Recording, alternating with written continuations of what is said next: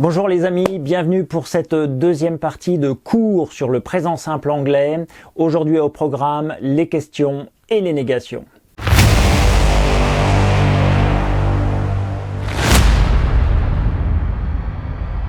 Petit rappel sur les choses que nous avons vues dans cette vidéo et que je vous invite très fortement à regarder pour bien tout comprendre.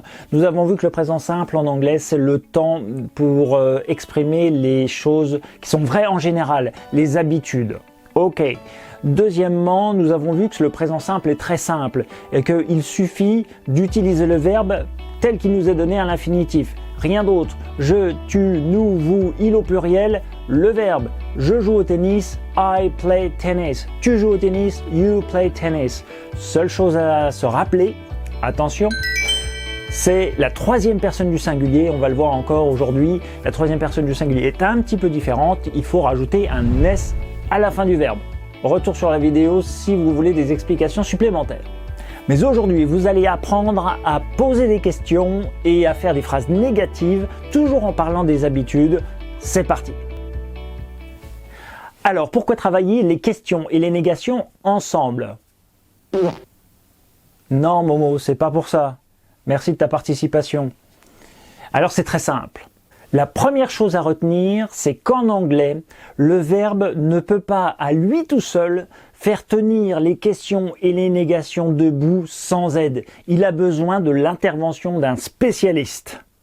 Et ce spécialiste des questions et des négations qui vient à l'aide du verbe dans les moments difficiles, c'est lui.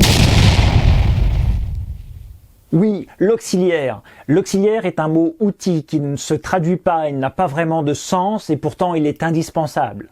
Un auxiliaire, c'est comme une vis dans une armoire. C'est tout petit, ça ne se voit pas, on peut rien ranger dessus et pourtant, si c'est pas là, rien ne tient.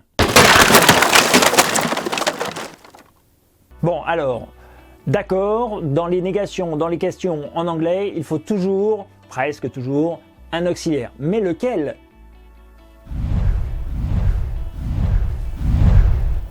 À votre avis, quel est l'auxiliaire du présent simple? Regardez tous ces exemples de questions. À votre avis. Do you speak English? Do you like sport? Do your parents live in Paris? Does Brian go to school on Saturdays? Do they play video games every day? Bien vu, l'auxiliaire du présent simple, c'est do ou does. Does à la troisième personne du singulier. Revoyez la première vidéo pour avoir les idées bien claires là-dessus. Alors intéressons-nous d'abord aux questions et en regardant les exemples précédents, essayons d'en déduire la recette. Pour y voir plus clair, mettons un peu de couleur dans tout ça. Mettons en vert l'auxiliaire. En deuxième position, qu'avons-nous? Le sujet. Allez hop, les sujets en bleu. Et en troisième? Eh oui, c'est la place du verbe. On aura donc toujours cette même recette pour 99% des questions en anglais. Allez, premier exercice. Vous devez poser des questions pour connaître les habitudes de quelqu'un. Remettez les mots dans l'ordre en respectant la recette auxiliaire, sujet, verbe. Do you like hamburgers? Does John play tennis? Does your sister work in a supermarket? Do they watch TV all day? Alors oui, bien sûr, jusqu'à présent, nous n'avons vu que des questions auxquelles on répond par oui ou par non. On les appelle des yes-no questions. Pour savoir où, quand, comment, pourquoi, il suffit de rajouter ce mot interrogatif en première position, tout devant. Dans ce cas, la recette devient mot interrogatif, auxiliaire, sujet, verbe. Et vu qu'en anglais, tous les mots interrogatifs commencent par WH, à part how qui a perdu son W en route, on retiendra la recette suivante, WH, auxiliaire do, does, sujet, verbe. Avec le WH entre parenthèses, parce qu'il n'y en a pas besoin pour les questions en oui ou non. Alright. Deuxième exercice. À vous de traduire. Vous rencontrez quelqu'un et vous voulez faire connaissance. Posez-lui ces questions en anglais. Attention à voir s'il faut un WH, un mot interrogatif. Et attention à bien respecter la recette WH, auxiliaire, sujet, verbe. L'auxiliaire, on sait que ce sera forcément do au présent simple.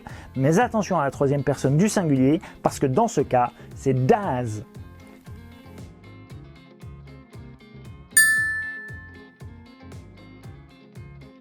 Where do you live? Do you like this place? Do you speak French? Why do you come here? What do you do? Dernière partie de ces vidéos, maintenant les négations. Vous allez voir, rien de terrible. On commence par ces quelques exemples. Quite obvious, isn't it? Au présent simple, l'élément qui transforme une phrase positive en phrase négative, c'est don't en général et doesn't à la troisième personne du singulier. I drink tea devient I don't drink coffee. Ce don't ou ce doesn't se place avant le verbe. Alors juste un mot pour savoir comment ça marche, si ça vous intéresse de le savoir bien sûr. D'abord, un auxiliaire, c'est comme un aimant dans la phrase et il attire à lui tout ce qui traîne, tout ça dans le but de décharger et d'aider le verbe. Deuxième remarque, le mot not, le mot négatif anglais, ne peut pas se balader tout seul dans la phrase. Il a besoin d'une base pour venir se poser. Avec ces deux principes, on comprend mieux l'histoire. Si, à partir de cette base, I speak English, je veux dire que je ne parle pas espagnol, j'ai besoin du mot négatif not. Mais ce mot négatif ne peut pas se poser là où il veut. Il a besoin d'une base. Et cette base, ce sera l'auxiliaire do. Et comme il est très magnétique, il va attirer très fort not vers lui, jusqu'à se fondre avec lui pour former une contraction. Don't. C'est le même phénomène à la troisième personne du singulier. Qui dit troisième personne du singulier dit S au bout du verbe. Mais puisque do est dans la place et qu'il est magnétique, hop, c'est do qui va le gérer aussi. On finit donc avec Emma does not like vegetables.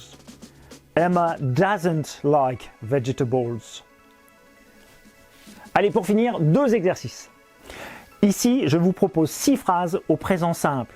Elles sont toutes négatives. À vous de les compléter avec don't, who doesn't et le bon verbe. I don't buy a newspaper because I never read it. Tom has a bike, but he doesn't use it. We like good films, but we don't go to the cinema. I don't buy books. I don't have the time. It doesn't cost much to go camping. Jane has 3 children, but she doesn't see them very often. Maintenant que vous êtes des experts, je vous propose un petit peu plus corsé, un petit peu plus dur avec de la traduction. Les phrases peuvent être négatives ou interrogatives. Des questions quoi. Et je vous mets un petit peu d'aide là, au cas où. Are you ready? Louise doesn't speak Spanish. Tom doesn't like his job. Do you like your job? What's this? What's that? I don't know. Bobby's a vegetarian. He doesn't eat meat. Where do you live? Do you live in a big city? No, we don't live in a big city. Bon bah voilà, avec ces deux vidéos que nous avons travaillé ensemble sur le présent simple, vous êtes bien armés désormais pour travailler et utiliser le présent simple dans toutes les situations. Si vous avez aimé cette vidéo, n'oubliez pas de vous abonner, c'est là, le bouton rouge, c'est gratuit, ça vous permet d'être prévenu des nouvelles vidéos. N'oubliez pas non plus de cliquer sur un super pouce bleu parce que pour moi c'est super sympa et super cool. Et puis si vous avez la moindre question, le moindre commentaire, c'est pareil, c'est là en bas que ça se passe, ne vous gênez pas et je vous répondrai avec grand plaisir. Je vous dis à très vite et d'ici là, take care.